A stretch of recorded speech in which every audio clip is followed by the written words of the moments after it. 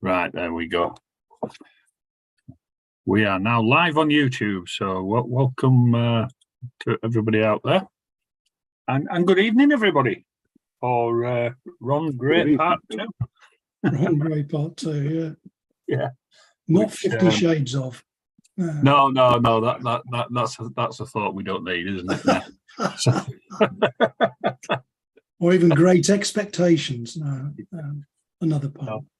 What I will do before we start, we've not got a session next week yet, but we do have in 2 weeks' time, which could be quite an interesting one. We've got Andrew Twart coming on, who is a member of probably one of our remotest model flying clubs, who's out in the Outer Hebrides.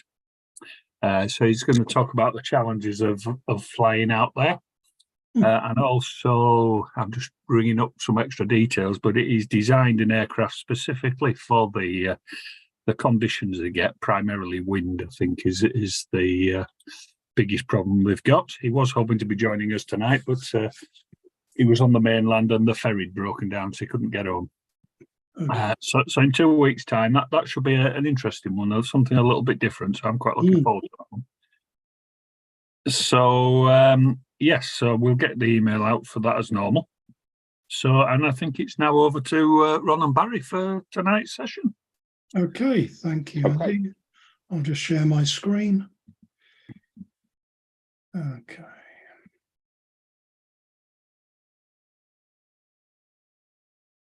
Let's minimize that. Okay, so tonight's session, which follows on from the last session that I did a few weeks ago, where those of you who attended remember that I took a standard profile, airfoil profile, created that in Fusion 360 using one of the add-ins, and created a DXF file from that, and then went through and cut it out on my laser printer. But obviously that was just one wing rib, and that's fine for a parallel wing. But what I wanted to do was to take that a stage further and show a combination of various things in Fusion 360 that you can use to develop a set of ribs for a tapered wing. And what I've done is I've used this plan here, which is the Acromaster 20, which is on the ITAT forum as a build that a couple of people are doing, I believe. So what I decided to do was, as that's a fairly straightforward but fairly familiar type of model, I would use that.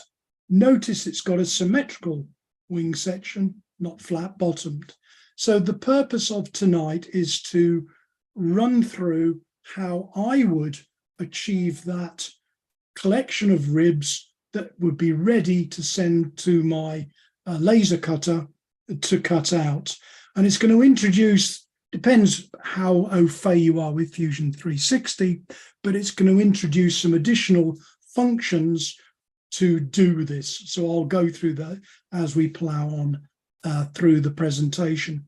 There's a lot to go through because I'm going to use not just the design aspect of Fusion 360, I'm going to go into sheet surfacing, I'm going to go into manufacturing as well, which are other elements of Fusion 360. And I need to go into those to abstract functions that give me the tools to create my set of ribs.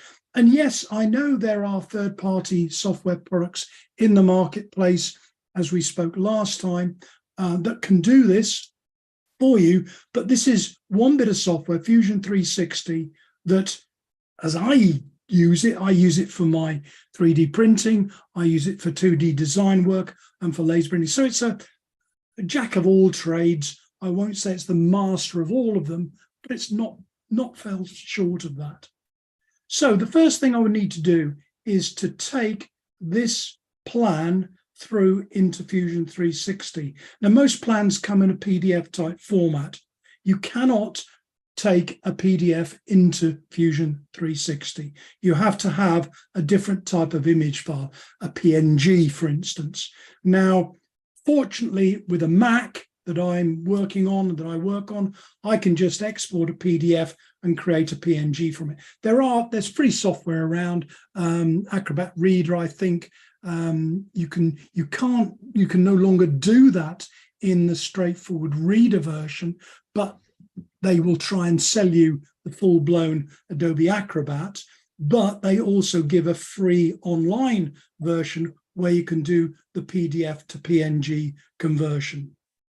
So let me just close that one drawing down, because what I did was rather than use the whole drawing to take through, of course, all I want is a subset just of the wing.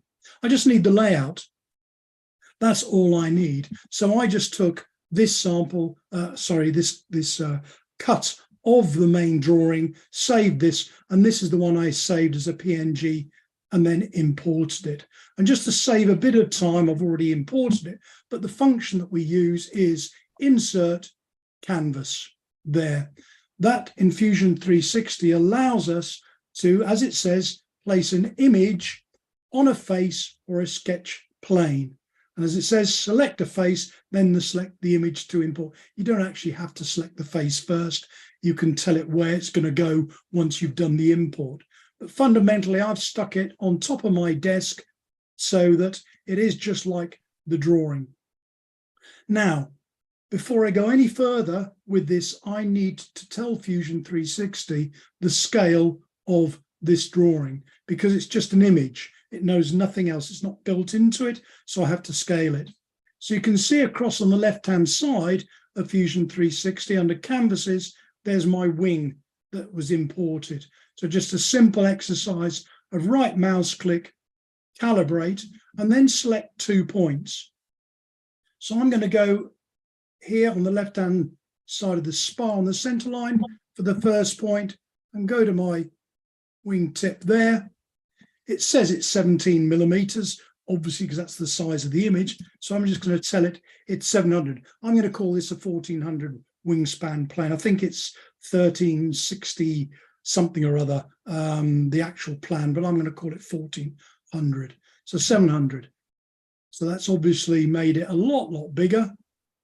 And just zoom out. So we've now got the plan scaled in Fusion 360. Now, what I want to be able to do is to now use the outline of Fusion 360, of the wing, to determine, in effect, the shape and size of the ribs that I'm going to create. So the first thing I've got to do is actually overlay this with drawn lines, because there's no information in this. This is just a picture, so it can't translate these lines into lines in Fusion 360. I have to draw those. And we've spoken before in previous sessions about how easy it is to trace on top of an image when you're taking a plan and putting it into some design software. So that's what I'm going to do. So I'm just going to say, create a sketch on this plane. In other words, it's now, think of tracing paper on top of the paper plan on my desk. So the first thing I'm going to do is I'm going to draw a line for the spar, back line of the spar. Doesn't matter how far I go. Click on OK on that. I'm then going to draw the center line position of the wing there. I'm going to draw the end, the tip there.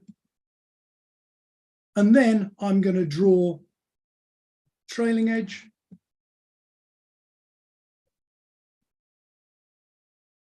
And then draw the back edge of the ribs.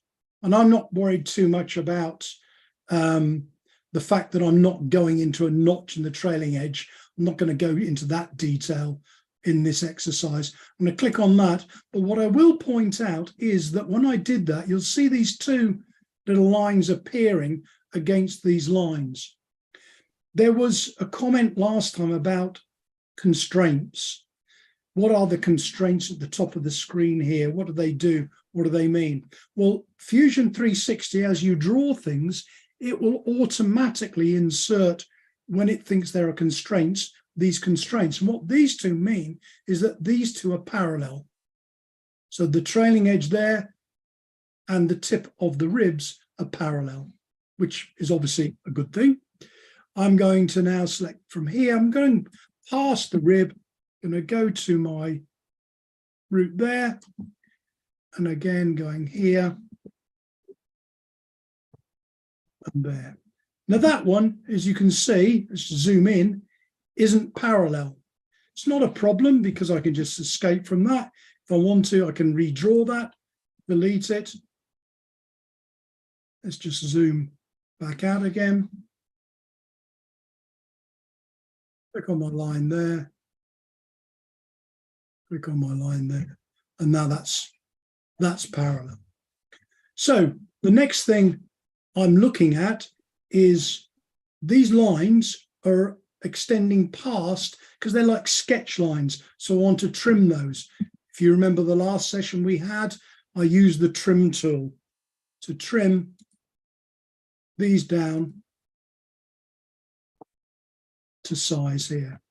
There's a good reason why I'm doing this, as we'll see, that's all right on there, in a moment, is I don't want the system to become confused with too many lines on the drawing and it automatically trying to pick up lines. Now, if I just hide the wing sketch, you'll see there is my drawn, I've drawn over the top of that wing. I've got the position of the leading edge, and that will be a balsa leading edge. So there's the front, if you like, the leading edge of the rib. I've got the spar position, and I've got the trailing edge of the rib and the trailing edge of the wing.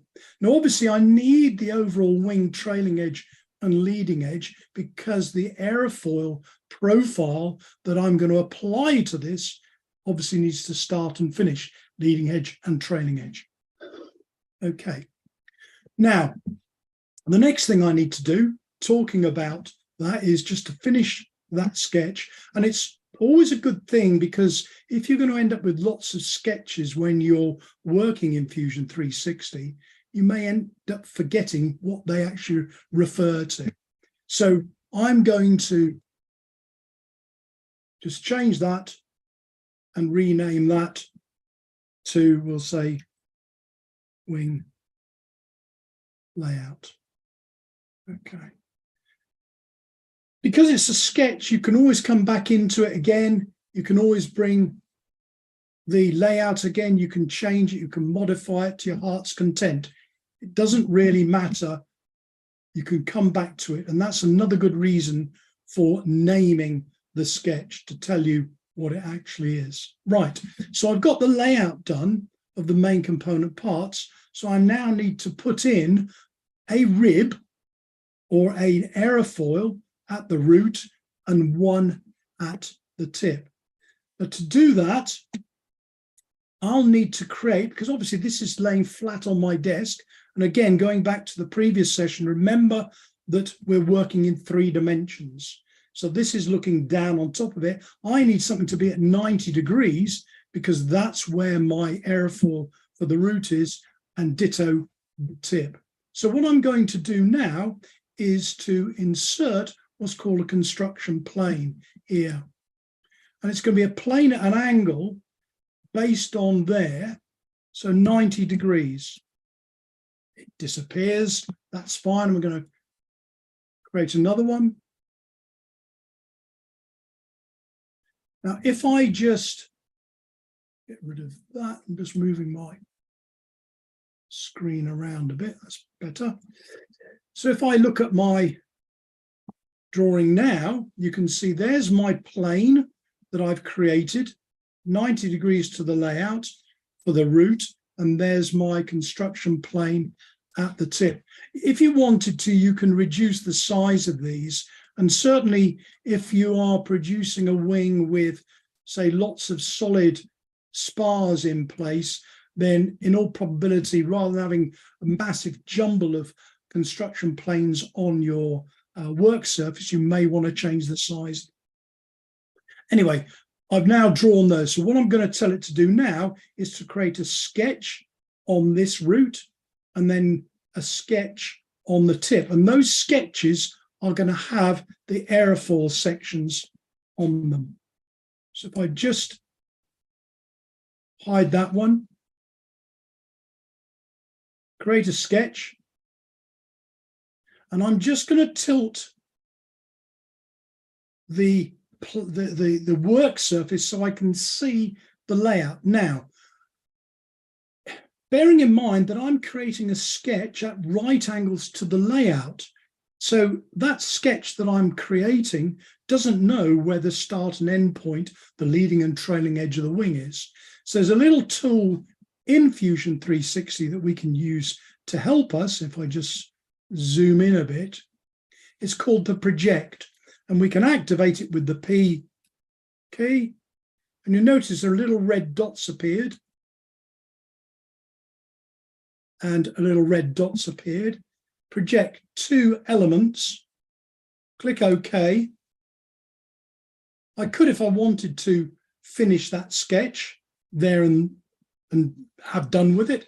But what I could also do now is say, rather than go and do the same for the tip, I can now import my airfoil section. So let's just get rid of the wing layout. I've now got the point at the leading edge and the point for the trailing edge. And going back to what I did last time, using this add-in, import from a DAT file, I've already gone and selected, in fact, it's the NACA 63015A symmetrical wing that really matches nearly identically that one on the Acromaster. So that's the one I'm going to use. Click on that for the leading edge, that for the trailing edge. Number of points, I want to reduce the number of points that I import. And there we've now got the root rib or airfoil section. I keep calling it a rib. It isn't a rib yet. It's just the airfoil section. Okay. Whilst I'm still working on this sketch, I might as well go back to the wing layout and now project these points here, because I want to use those to determine where my rib will eventually be cut off for the leading edge and the trailing edge, and where my spar is going to go as well. Now, I didn't use the projection points all in one go. I could have done and put them all in the sketch, but I wanted to do it this way around. It makes it easier to understand. So I'm just going to use that P command again. That dot, that dot, that dot. Click OK. Get rid of the wing layout. Don't need that anymore. And now I'm going to draw vertical lines to show where, in effect, this airfoil is going to be cut. Just make sure it is bang on square. So now I can just draw a line vertically down through there. I can draw a line vertically down through there.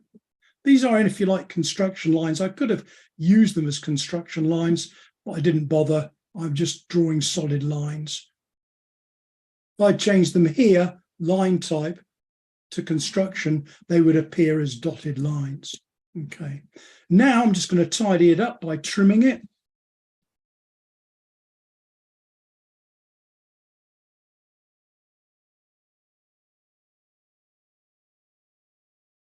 That one and that one. Now, again, going back to what I did a few weeks ago, I want to create my rectangular cutout for my top and bottom spar. This is going to be like a D-box type wing, not what it's shown on the plans, because they had a frontal spar as well as the main spar, but I don't want to do it that way. So go to the rectangle. If you want, you can zoom in closer, click on there and draw 6 by 6 there. Now, I could now do the trimming exercise if I wanted to get rid of the superfluous lines, which we don't need. And now I've got the cutout there. go down to the bottom one. Again, 6 by 6. And again, use the trim tool there to trim those out. And finally, get rid of that line because I don't need that. And move that across, trim out, trailing edge and the leading edge, and finish that sketch. So now I've got the rib shape, not a rib yet, the rib shape for the root. Now I've got to do that for the tip, obviously, because that's all I've done at the moment. I've just created this one on the root. So if I now go to plane 2, let's just close that one down. Remember, this is the tip plane here. And I'm going to get my wing layout. There it is again. But this time I'm looking at the wing layout in relation to the tip. So P on the leading edge, on the trailing edge, click OK. There. Now I can hide the wing layout. I don't need that. Create my airfoil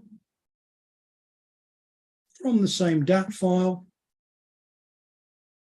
Select my leading edge, trailing edge, 30 points. Click OK. And that is my tip. I'm going to reintroduce the wing layout. I'm doing it exactly the same way I did before. Press P, and I want that point, and that point. So I've got 3. Click OK. Hide the wing layout. Do my straight line again. Okay. Make sure that node doesn't get in the way.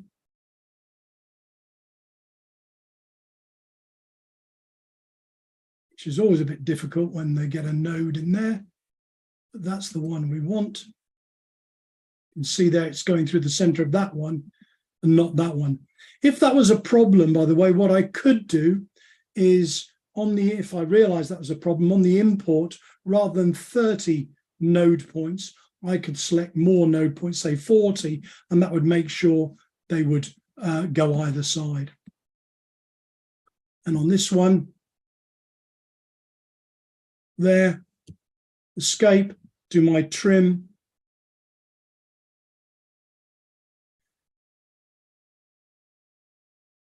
Again, there and there. There. Can't see it. There. Again, zoom in. Now, some of you may say, well, why didn't you just copy and scale the root aerofoil to the tip? Well, I could have done that, but if I put the 6mm spar in, then quite obviously that would have been shrunk in size as well. But you're quite right. I could have done it before I put the spar in place. I could have copied it, pasted it onto the tip and rescaled it to suit. I find it just as easy to import the aerofoil again. I'm hoping this is going to give me an issue. 6 by 6. Now, if I were to delete or use the trim command, it's fine on there, but the other line that is in effect the bit of the airfoil that I'm cutting out, notice it's going forwards. And the reason for that is because of the curvature of the airfoil. When I did the rectangular box starting at this point here, you will see as I zoom in, it hasn't extended to the airfoil. Not a problem. modify, click on that line, and that's now extended it. So modify and extend will extend the line. Now I can trim quite happily those two lines out. Go down to the bottom, and I'll have to do the same again at the bottom. Again, making sure I don't go on that node, making sure I'm on there. 6 and 6. And again, you'll notice that it doesn't extend, zoom in so you can see it. That doesn't extend to there. So just modify, extend that down. That's now done. Trim, trim.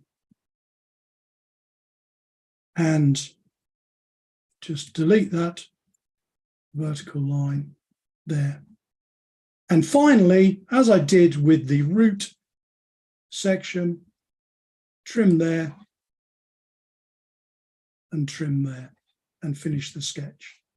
So now I've got, if I show both profiles, there is my root profile, there's my tip profile based on that wing layout that I just did. Okay, so how can I now create all the rest of the ribs in between? Do I have to go through that exercise again? No, I don't have to go through that. There's a function in, or there are functions in Fusion 360 called loft. And let me just quickly, as an aside, go through and show you what that does. I'm going to create a sketch here. Just going to create a 80mm circle there, finish that sketch. I'm now going to do an offset plane. Basically, what it means is it's going to parallel it with the one that I've just drawn on. Let's say it's 80mm away. Okay, go on this, create a sketch on here, and all I'm going to do is I'm just going to create a point right in the middle. Okay, so you see there's the point, which is 80mm away from here. Now this is maybe typical of doing a spinner, who knows? But what the loft command allows me to do is to loft, not extrude as we did last time, but lift, as in loft, this shape to that point and make a solid out of it.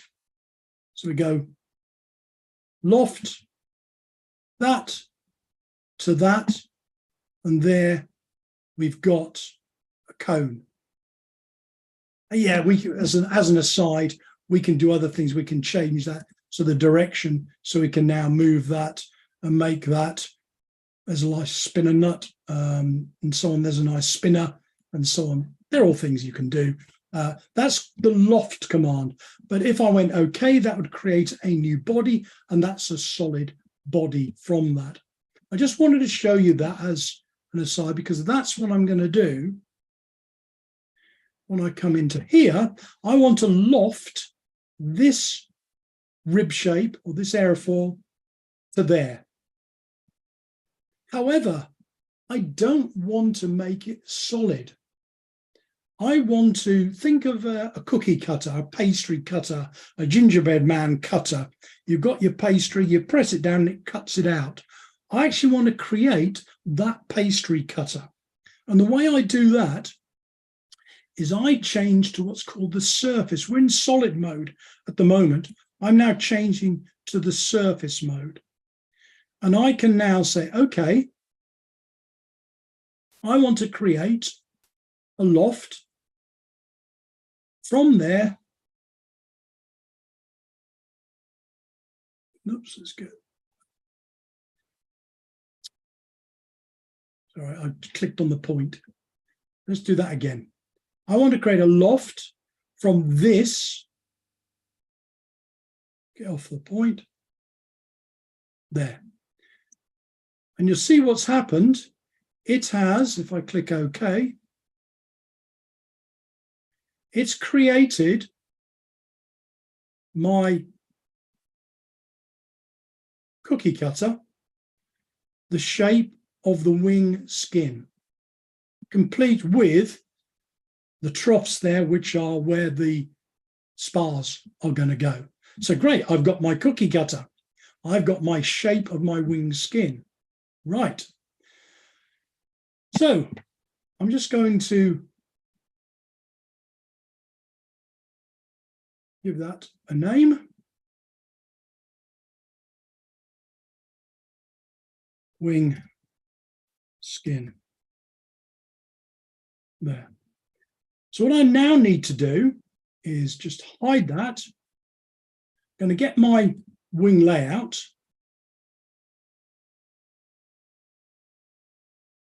Let it refresh. There we go. There's my wing layout. And we know, if I go to the top, that I've got to have ribs that go right the way through from the center root rib right the way through. Notice they're not symmetrical. These are, and then there's a bigger gap here. Whether I would design it like that or not, I don't know, but I'm going to adhere to the design. So to do this, what I've got to do is say, okay, I need to create now some, elements where the ribs are that I can use my skin, my wing skin, to cut through to leave me with a rib. And that's what I'm going to show you how I'm going to do that next. So going back to my plane here, let's just show that.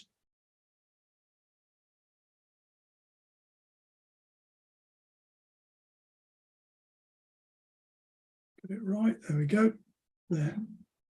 Okay, what I'm going to do is create another sketch on that plane, a rectangular sketch.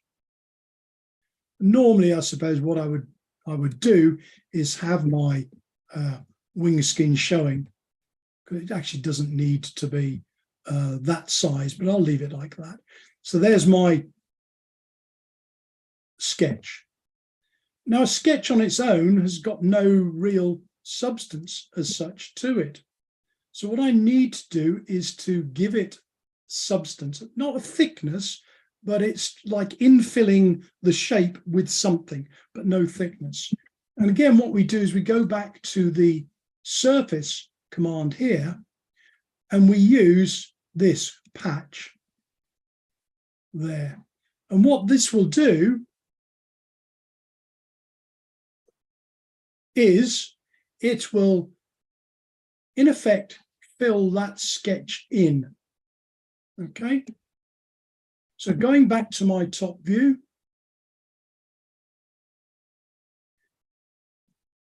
I now want to transfer or copy that across to each of the positions of the ribs in the wing. The way I do that is use another command called pattern. So I'm going to create a rectangular pattern. It says, okay, what are the objects you want to create a pattern from? So I want to create a pattern from this body here, there, and the axis that I want it to pattern over is from left to right, there. So now I can draw this across. Now, obviously, I can't take it through there because I've got spacings that are incorrect. So I'll take it to there and click OK. I'm now going to do exactly the same thing, pattern, but this time taking that last body, axis here, and I want it to go through to about there. In fact, I think it's 568 millimeters. And the number of, in effect, ribs that I want, you see it's spacing them out for me. There, that falls quite nicely. So it's 9. Okay. So what have I got now? I've got just a series of elements, call them whatever you want, that are at the rib position. Let's get rid of that wing layout, so we don't want that. Remember my cookie cutter, which is my wing skin, which goes through there. And what I want to do here is I want to use this to cut through these. So I'm going to select all of those, modify, split body. There are 11 selected. The splitting tool is going to be the wing skin. Extend that, and OK. Now I'm going to select the outer portion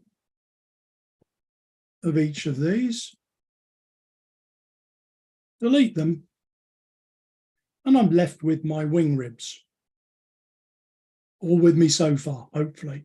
No, it's a lot to follow, but I've now created my wing ribs, which are the correct size to fit on that wing.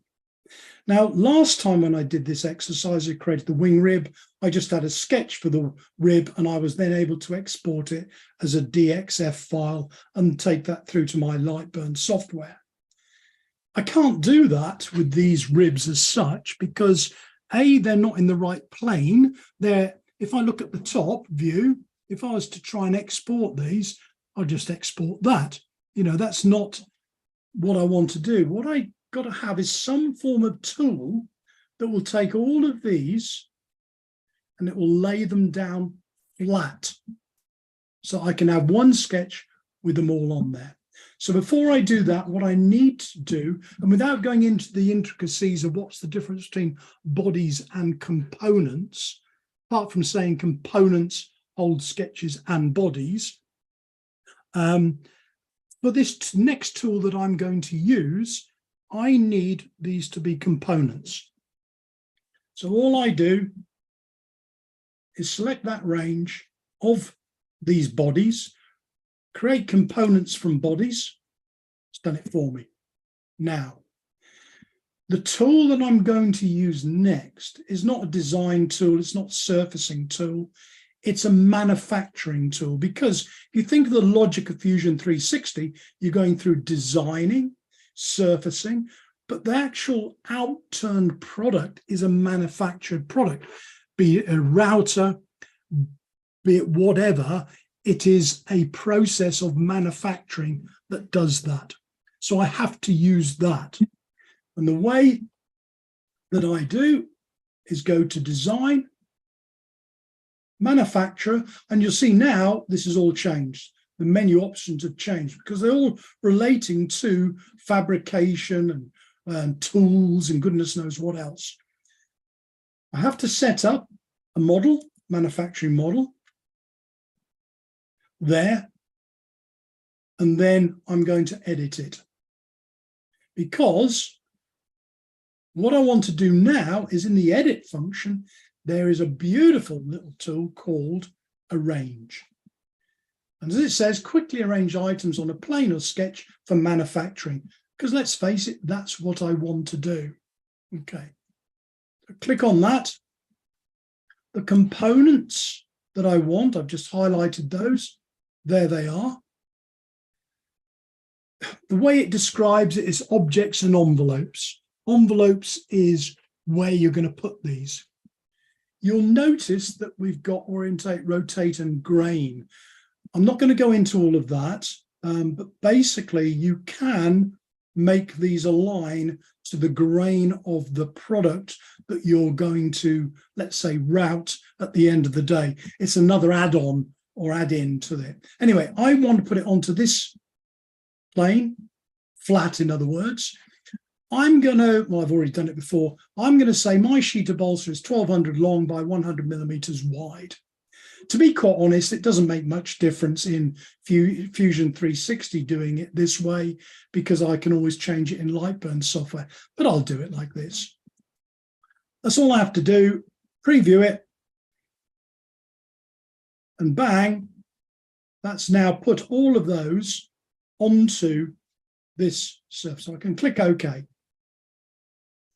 But it hasn't put it into a format yet that allows me to save it as a sketch, sorry, to save it as a DXF to take into Lightburn.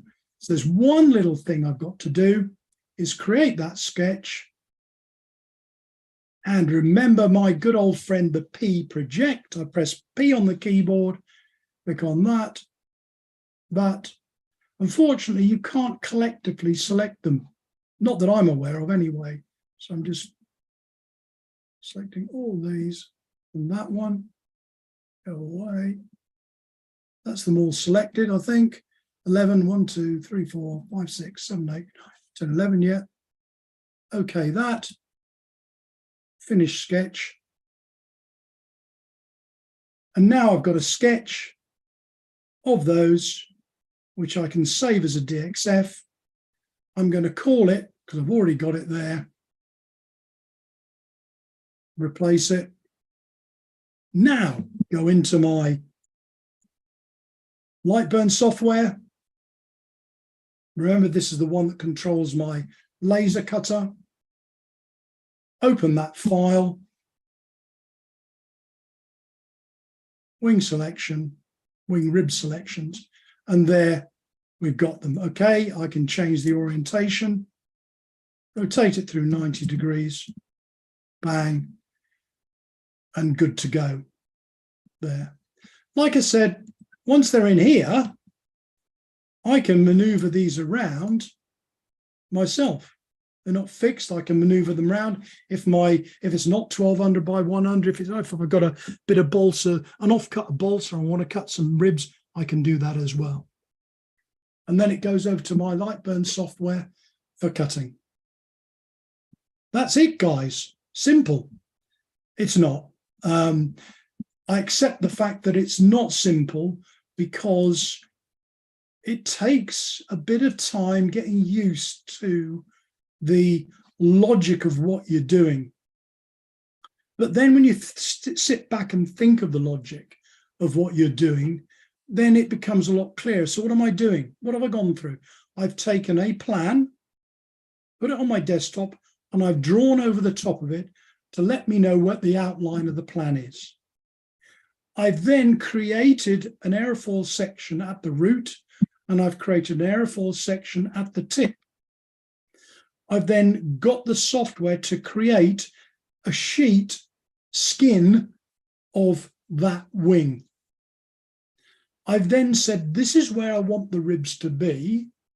And I've then used that skin to cut into that pattern of elements to create my shapes of my ribs.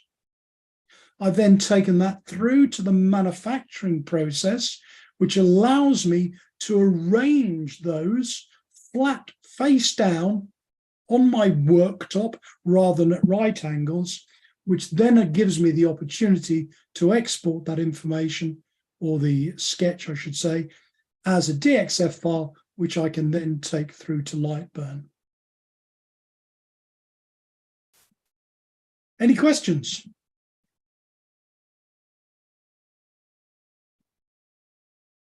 We've got one up there from John Minchell asking about the tip rib. He says tip rib is not at 90 degrees. Is that correct? Yeah, because I didn't bother to straighten it. That was my mistake.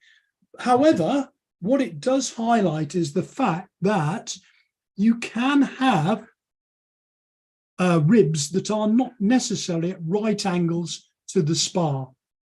Okay, I noticed that myself. I mean, I should have gone back and changed that. To be quite honest, time of the essence, I didn't, but I could have gone through and drawn it at 90 degrees to the spar. But well spotted. All right. I did answer a few questions that came in, Ron, whilst you were working. They were fairly simple questions. There was one where the guy said, "Why didn't you use the same root? Why didn't you scale the root rib to the tip rib?" Well, I think that what you've done was you showed that you could have actually used a completely different rib at the tip, lofted between the two, and you would have got all of these sections. Just stop the sharing. Yeah, I think that was what you were effectively showing. You could take the aerofoil that I put onto the root before I put the spars in. I could have taken that, copied it, pasted it onto the offset plane, and rescaled it. To be quite honest, I think it's quicker just re-importing the same design, and then doing the spars on it. So it's but equally, you could have had a completely different rib. Yeah, you could. Tip, and definitely. you could have also put washout in there, and you would have had that washout sweep all the way down through that wing, and every rib would have been right. Probably you could also at this stage put in some little tabs on the bottom of the construction rib, tabs. When I drew the ribs, I could have put another drawing on it, just a horizontal and vertical line on the bottom, if you like, of the rib, and taken that through, kept the lines in place of the aerofoil, because then in light burn, what I would have done on those lines of the aerofoil, I would have done a stepped cut, so that I've got an easy break off bit rather than having to cut the things off, so they're partially cut through. So yes, you could do it, but where do you stop with showing things? The problem is it could turn into an hour. I mean, I could quite happily go on all night going through different bits of it, but you've got to draw the line somewhere. But one of the things you're saying about the washout, yes, I could have done the thing with the washout. I could easily have done the washout when I imported the tip rib. I could have put an angle on that tip rib, and that would have kicked it up to put washout.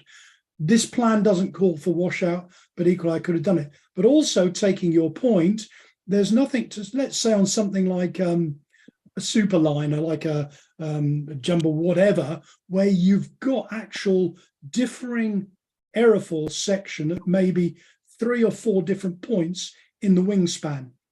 What you would do is you would have, in effect, one section of wing with a root rib to that inter rib, the next section with another root rib to an inter, and so on. So you could have all different aerofoil sections. Actually, for a good beard you got there, you could have all different aerofoil sections going through the wing. You're quite right. But obviously, yeah, I mean, it's where do you draw the line on a presentation like this? It's just really to give you an idea of that all, you can do more or less anything you like in Fusion 360. It's a bit of lateral think, I need to use this tool, so use the sheet tool. I need to use a manufacturing process. Got to think out of the box, really. It's not just on a sheet of paper. You're working in 3 dimensions as well. So as soon as you start getting your head around that, things start to fall in place. Yeah. Ron, could you just talk about setting up the washout rib? We've got 2 questions where people have asked, how do you deal with washout and how would you go about incorporating the washout? Could you just talk about that? Do you think that's so when I imported the aerofoil, I had a leading edge point and a trailing edge point. So they're the points which the DAT file will reference. They're in the add-in, you have got the number of degrees of incidence for that. And what that will do is, negative or positive, that will rotate the rib around its leading edge point. So if you were to say 2 degrees, it will -2 degrees or 2 degrees, whichever way you want to do it, it would lift the trailing edge of the rib or it would drop it down. Equally, if I'd copied the root rib and put it at the tip and rescaled it, you've also got a rotation function in that. You have to be a little bit careful with that because you've got a polyline involved. The polyline has got points, as you know, Barry, that actually aren't on that line. They're telling it where to draw the line based on other points. So moving, you've got to be careful. If you move an object like that around, you can end up with a funny looking section. So my advice would be use that aerofoil importer, and on the import, just tell it the number of degrees for the tip rib, and that will just take it through. The lofting process will then follow from the root rib to the tip rib, but it'll be sweeping the trailing edge up as it went. I know, yeah. I know. Again, if people wanted it, I could do yet another session, taking it one stage further to an elliptical wing with washout, and there you're using lofting. You know where I showed the loft to form the cone, and then I bulbed it out. There's another lofting constraint called rails. You can say, right, loft along these rails. That gets a lot more complicated because you are actually involving 3D sketching. You're actually sketching in space rather than sketching on a flat surface. So I obviously don't want to confuse the issue on something like tonight, but that would take that washout on board as well if you wanted. Okay. I think probably one of the things I'd like to say, we're very focused on Fusion 360 here. It's a very accessible program and probably has got a lot of momentum out in the wide world. What you're showing though is the same way that you would attack these problems with pretty well any other CAD package. I've never used Fusion 360, but exactly what you're doing there is the way that I would attack it in other CAD packages, yeah, like Solid Edge or maybe SolidWorks or something like that. So your work, what you've set out there, Ron, is the workflow. Yeah, exactly. And you've described it, the little details of actually the icons that you were picking in Fusion 360. But please, everyone, our friend Michael Campbell said, yeah, that we could be doing this in any CAD package. So I thought that was worth pointing out. You're dead right there, Barry, and that's why I wanted to emphasize the logic rather than Fusion 360. It's the logic of what you're doing. You're tracing. You're going into 3D dimension, put your root, your tip, you're then going through to put a sheet on. That's the workflow that what you're doing. You have to go through that process. Yeah. So, there are other ways of doing it. It's just that they're the tools that I use or would use to do that. And that would apply to any bit of software. And the only caveat I would say is that obviously, if you get proprietary software specifically for wing designing, then of course you go through a wizard. It asks you what's your root, what's your chord, what sort of shape is it? Trace off the drawing. What sort of leading edge? What sort of trailing edge? Is it a D-box? It asks you those questions, so you're not thinking about the workflow because the workflow's built into it and it does it for you. Brilliant bits of software. From my own, and this is just personally, from my point of view, I don't need the software because I don't do enough designing of wings or fuselages to warrant that. And that's where I'm coming from. I've got a bit of software that I can use to do what I want it to do, rather than go out and buy another bit of software to use it once or twice a year. I think at one time those kind of wing design packages had a place, that CAD wasn't so accessible 15, 20 years ago. And that's where most of those packages have their roots, is about in that time frame. I think the advantage of the way that you're showing it and this way of thinking are skills that people will develop. They can carry those skills across into other projects. You're not locked into a wing design program. What you're actually learning, if it was of interest, you're actually learning a life skill. for for some people that's useful and important. But certainly, you're broadening your horizons. You would quite quickly be able to be designing 3D forms, fuselages, and other such things in the model projects. Michael Campbell had another question, and I'm pretty sure I know the answer. Is the airfoil add-on free for Fusion 360? I think it is, isn't it? Yeah. I think you mentioned that before. Can you import that airfoils into Solid Edge? I use Solid Edge a little bit. I'm not quite sure that you can do that one. What you could do there, Barry, even if you can't, I don't know off the top of my head, I don't know if there's a plugin for it, because Fusion 360 don't make that plugin. So somebody else has done it for Fusion 360.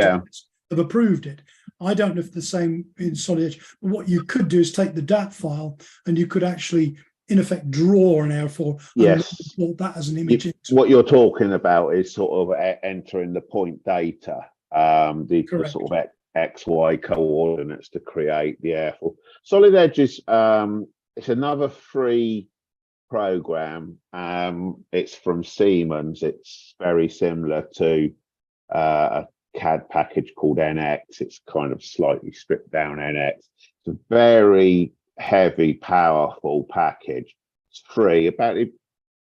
What it doesn't have is anything to do with producing G codes, which is what Fusion 360 has. It's a different thing, and there's not so much backup for it as there is for Fusion 360.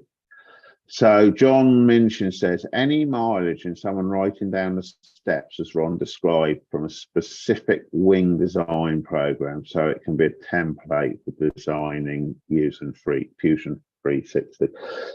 I think, John, we're in a bit of a kind of a quandary right at the moment. We're seeing that the people, BMFA members, and some people in this Zoom may not even be BMFA members. This is open to anyone who wants to come in. But what we're seeing is that there is a need for this kind of tuition. And all I can tell you is that there are some pretty serious talks going on behind the scenes in the BMFA about how to handle this going forward. We are really, I'm not an official in the BMFA. I'm just talking for them. But there's some pretty serious discussions going on about how we're going to sort of go forwards with all of this kind of thing. But what I can say is this stuff gets put up on YouTube, so you can go back and refer to it. You can just putting in there. I've already added the recording onto the thread on the forum, which I've just put a link in the chat.